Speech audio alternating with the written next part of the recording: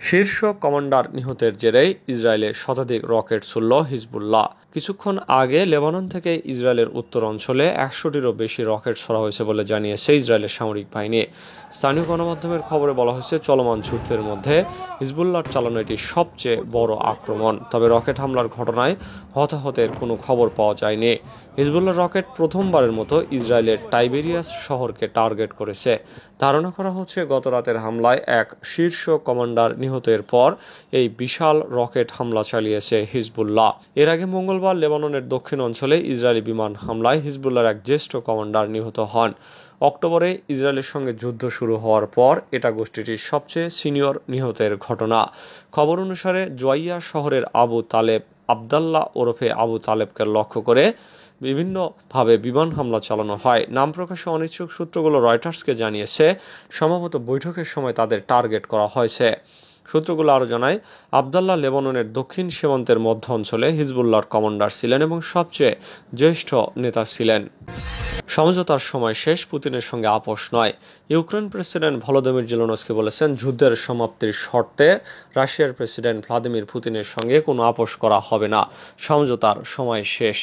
মঙ্গলবার জার্মান পার্লামেন্টে ভাষণে জেলেনস্কি এসব কথা বলেন। জেলেনস্কি বলেন, 2022 সালের ফেব্রুয়ারিতে শুরু হওয়া যুদ্ধের সমাপ্তি হবে, এমন কোনো শর্তে রাশিয়ার প্রেসিডেন্ট ভ্লাদিমির পুতিনের সঙ্গে আপোষ করা হবে না। তিনি বলেন, পুতিন চুক্তির পরিবর্তে হত্যা করা যখন বেছে নিয়েছেন, তখন সমঝোতার সময় শেষ হয়েছে। আমরা আমাদের শর্তে এই যুদ্ধের অবসান ঘটাবো। জেলেনস্কি ইউরোপীয় ইউনিয়নের পূর্ণ সদস্য হওয়ার বিষয়ে কিয়েভের আগ্রহের পুনরাবৃত্তি করেন জার্মান পার্লামেন্টের বিশেষ অধিবেশনে। ইউক্রেন 2022 সালের ফেব্রুয়ারিতে ইইউ এর সদস্য পদ পেতে আবেদন করেছিল। সেই সময় প্রার্থী হওয়ার মর্যাদাও দেওয়া হয়েছিল। সদস্য পদ নিয়ে গত বছরের ডিসেম্বরে ইইউ নেতারা সবুজ সংকেত দেন জেলেনস্কিকে। জাতিসংঘের কালো তালিকায় ইসরায়েল হামাস। ইসরায়েলের সশস্ত্র নিরাপত্তা বাহিনী, ফিলিস্তিনের সশস্ত্র গোষ্ঠী হামাস ও ইসলামিক জিহাদ এবং সুদানের বিদ্রোহী গ্রুপগুলোকে জাতিসংঘের কালো তালিকায় অন্তর্ভুক্ত করা হয়েছে। বার্তা সংস্থা রয়টার্স জানিয়েছে, 2023 সালে শিশুদের উপর করা সহিংসতার দায়ে তাদের নাম তালিকাভুক্ত করেছেন জাতিসংঘের মহাসচিব অ্যান্টোনিও গুতেরেস। মঙ্গলবার শিশুদের বিরুদ্ধে লঙ্ঘন বিষয়ক অপরাধীদের একটি বৈশ্বিক তালিকায় তাদের নাম যুক্ত করেছেন তিনি। ব্রিটিশ সংবাদ মাধ্যমটি জানিয়েছে, জাতিসংঘের নিরাপত্তা পরিষদের ওই প্রতিবেদনে স্কুল ও হাসপাতালে হামলার জন্য ইসরায়েল ও সুদানের সশস্ত্র বাহিনী এবং শিশুদের অপহরণের জন্য হামাস ও ইসলামিক জিহাদের নিন্দা করেছেন গুতেরেস। গত বছরের এপ্রিল থেকে সুদানের সশস্ত্র বাহিনীর বিরুদ্ধে লড়াই করছে আধা সামরিক র্যাপিড সাপোর্ট ফোর্স। শিশুদের নিয়োগ ও ব্যবহার, ধর্ষণ ও অন্যান্য যৌন সহিংসতা এবং স্কুল ও হাসপাতালে হামলার জন্য তাদের নামও তালিকায় রাখা হয়েছে। 25 বছরের কারাদণ্ড হতে পারে হান্টার বাইডেনের। আগ্নেয়াস্ত্র মামলায় দোষী সাব্যস্ত হয়েছেন যুক্তরাষ্ট্রের প্রেসিডেন্ট জো বাইডেনের ছেলে হান্টার বাইডেন। অস্ত্র কেনার সময় মাদকাসক্তি নিয়ে মিথ্যা তথ্য প্রদান সহ 3টি অভিযোগ রয়েছে তার বিরুদ্ধে। সবগুলোই আমলে নিয়ে রায় দিয়েছেন আদালত। এতে 25 বছর পর্যন্ত সাজা হতে পারে বাইডেন পুত্রের। যুক্তরাষ্ট্রের ইতিহাসে এই প্রথম ক্ষমতায় থাকা কোনো প্রেসিডেন্টের ছেলে দোষী সাব্যস্ত হলেন। আগ্নেয়াস্ত্র কেনার সময় মাদকাসক্তি নিয়ে মিথ্যা তথ্য দেওয়ায় ফৌজদারি মামলায় দোষী সাব্যস্ত হয়েছেন বাইডেন পুত্র হান্টার। স্থানীয় সময় মঙ্গলবার যুক্তরাষ্ট্রের ডেলাওয়ার অঙ্গরাজ্যের এই আদালতে রায় দেওয়া হয়। এই সময় উপস্থিত ছিলেন হান্টারের মা, মার্কিন ফার্স্ট লেডি জিল বাইডেন। আগ্নেয়াস্ত্র কেনার সময় মিথ্যা তথ্য এবং অবৈধভাবে তা নিজের কাছে রাখার অভিযোগ প্রমাণিত হয়। সর্বোচ্চ 25 বছর পর্যন্ত কারাদণ্ড হতে পারে বাইডেন পুত্রের। হতে পারে $7 লাখ জরিমানাও। হান্টারের বিরুদ্ধে ডেলাওয়ারের সরকারি কৌশলীদের অভিযোগ, 2018 সালের একটি হ্যান্ডগান কিনেছিলেন হান্টার বাইডেন। সেই অস্ত্র কেনার সময় নিজের মাদকাসক্তি নিয়ে মিথ্যা তথ্য দিয়েছিলেন তিনি। এদিকে রায় শোনার পর মা জিল বাইডেন এবং স্ত্রী মেলিশা বাইডেনের হাত ধরে আদালত ছাড়েন হান্টার বাইডেন। এ সময় উপস্থিত ছিলেন চাচা জিম বাইডেন সহ পরিবারের অন্যান্য সদস্যরা। ছেলের রায় শুনে এক বিবৃতিতে প্রেসিডেন্ট বাইডেন জানান, তিনি যেমন যুক্তরাষ্ট্রের প্রেসিডেন্ট, ঠিক তেমনি একজন বাবাও। তবে আদালতের রায় মেনে নেওয়ার কথাও জানান তিনি। যুক্তরাষ্ট্রের সংবিধান অনুযায়ী দেশটির প্রেসিডেন্ট যে কোনো সাজা মওকুফ করার ক্ষমতা রাখেন। তবে ছেলে হান্টার দোষী সাব্যস্ত হলে তার সাজা মওকুফ করবেন না বলে মার্কিন সংবাদ মাধ্যম এবিসি নিউজকে এক দেওয়া সাক্ষাৎকারে আগেই ঘোষণা দিয়েছেন বাইডেন। সেই ক্ষেত্রে চূড়ান্ত রায়ে সাজাপ্রাপ্ত হলে কারাগারে থাকতে হবে প্রেসিডেন্ট পুত্রকে। কুয়েতের শ্রমিকদের আবাসিক ভবনে আগুন, নিহত 41। কুয়েতের দক্ষিণ অঞ্চলের শ্রমিকদের একটি আবাসিক ভবনে অগ্নিকাণ্ডের ঘটনায় অন্তত 41 জন নিহত হয়েছেন। স্থানীয় সময় বুধবার ভোরে মাঙ্গাব শহরে এই ঘটনা ঘটে। রাষ্ট্রীয় গণমাধ্যমে এই তথ্য জানিয়েছেন ঊর্ধ্বতন পুলিশ কর্মকর্তারা।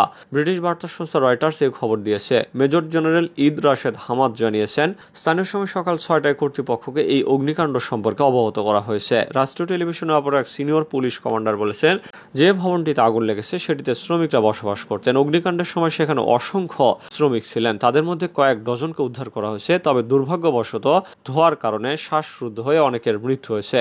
নিহত শ্রমিকরা কি ধরনের কর্মসংস্থানের কাজ করতেন বা তারা কোন দেশের নাগরিক, এই সম্পর্কে বিস্তারিত কোনো তথ্য জানাননি এই পুলিশ কমান্ডার। তিনি বলেছেন, আবাসনের অত্যাধিক কর্মীকে রাখার বিষয়ে আমরা সবসময় সতর্ক করে থাকি।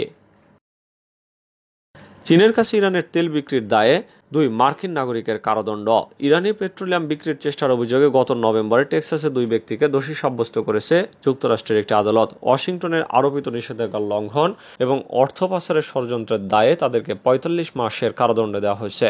মার্কিন বিচার বিভাগ এই তথ্য দিয়েছে। এক বিবৃতিতে বলা হয়েছে, চীনা নাগরিক ঝেনিউ ওয়াং এবং টেক্সাসের ম্যাককিনির বাসিন্দা ড্যানিয়েল রে লেন 2019 সালের জুলাই থেকে 2020 সালের ফেব্রুয়ারি পর্যন্ত ইরানের কাছ থেকে নিষিদ্ধ তেল কেনার সুবিধার্থে ইরানের বিরুদ্ধে মার্কিন অর্থনৈতিক নিষেধাজ্ঞা এড়ানোর জন্য ষড়যন্ত্রকারীদের সাথে পরিকল্পনা করছিলেন। লেন ব্যক্তিগতভাবে অনুষ্ঠিত স্টাক রয়্যালটিস সভাপতির দায়িত্ব পালন করছিলেন। স্টাক রয়্যালটি টেক্সাস ভিত্তিক একটি সংস্থা যা বিনিয়োগ, তহবিল এবং বেসরকারি ইকুইটি গ্রুপগুলোতে তেল ও গ্যাস খনিজ অধিকার বিক্রি করে।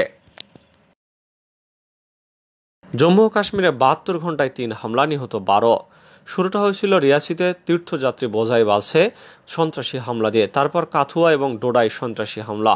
72 ঘন্টার মধ্যে জম্মু ও কাশ্মীরে 3 হামলায় মোট 12 জন নিহত হয়েছেন। রিয়াসির ঘটনায় সন্ত্রাসবাদীরা গুলি চালালে বাস খাদে পড়ে যায়। 9 জন তীর্থযাত্রী মারা যান। কাথুয়ায় 1 জন কেন্দ্রীয় বাহিনীর জওয়ান এবং 2 জন সন্ত্রাসবাদী মারা গেছেন। ডোডায় 5 জন সেনা এবং 1 জন পুলিশ অফিসার আহত হয়েছেন। কাথুয়ায় মঙ্গলবার রাতে সন্ত্রাসবাদীরা একটি গ্রামে গুলি চালায়। তারপর শুরু হয় নিরাপত্তা বাহিনীর সঙ্গে সন্ত্রাসীদের গুলির লড়াই। পুলিশ জানিয়েছে 1 জন সন্ত্রাসী রাত্রেই মারা যান। দ্বিতীয় জঙ্গির সঙ্গে নিরাপত্তা বাহিনীর গুলির লড়াই চলতে থাকে। সেই জঙ্গি বুধবার সকালে মারা যায় বলে পুলিশ জানিয়েছে। ডোডাই সাতারগালা এলাকায় সেনা ছাউনিতে পুলিশ এবং রাষ্ট্রীয় রাইফেলসের একটি দলের উপর স্বাধীনতাবাদীরা গুলি চালায়। তারপরে তাদের এবং নিরাপত্তা বাহিনীর মধ্যে গোলাগুলি চলতে থাকে। স্বাধীনতাবাদীরা পাহাড়ের উপরের দিকে থাকায় বাড়তি সুবিধা পাচ্ছে। গুলি বিনিময় সর্বশেষ খবর পাওয়া পর্যন্ত চলছে। ইউক্রেনের যুদ্ধবিমান রাখার ন্যাটোর ঘাঁটিগুলোতে হামলা চালাবে রাশিয়া। রাশিয়া হুঁশিয়ারি উচ্চারণ করে বলেছে, ইউক্রেনের F-16 যুদ্ধবিমানগুলো দেশটির ভেতরে কিংবা বাইরে যেখানে মোতায়েন করা হোক না কেন সেগুলোতে হামলা চালানো হবে। যেই সব যুদ্ধবিমান রাশিয়ার সামরিক অবস্থানে হামলায় অংশ নিয়েছে সেগুলো মস্কোর বৈধ টার্গেট বলেও ঘোষণা করেছে রাশিয়া। রাশিয়ার সংসদ দুমার প্রতিরক্ষা কমিটির চেয়ারম্যান আন্দ্রে কার্তাপুলভ সোমবার মস্কোয় এক বক্তব্যে হুঁশিয়ারি দেন।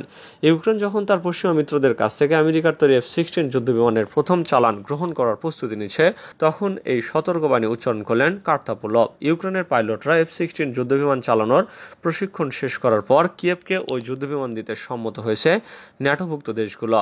রুশ দূমান এই প্রতিনিধি তার দেশের অবস্থান স্পষ্ট করে বলেন, ইউক্রেনকে সরবরাহ করার জন্য বিদেশি ঘাঁটিগুলোতে যেসব বিমান মোতায়েন করা হবে সেগুলো এখনো রাশিয়ার বিরুদ্ধে ব্যবহৃত হয়নি বলে সেখানে হামলা চালাবে না রাশিয়া। তিনি উচ্চারণ করে বলেন, কিন্তু যদি বিদেশি ঘাঁটিগুলো থেকে যুদ্ধবিমান আকাশে উড়ে রাশিয়ার বিরুদ্ধে হামলা চালায় তাহলে ওই সব যুদ্ধবিমানের পাশাপাশি যেসব ঘাঁটি থেকে সেগুলো উড়েছে সেগুলোতেও হামলা চালাবে রাশিয়া।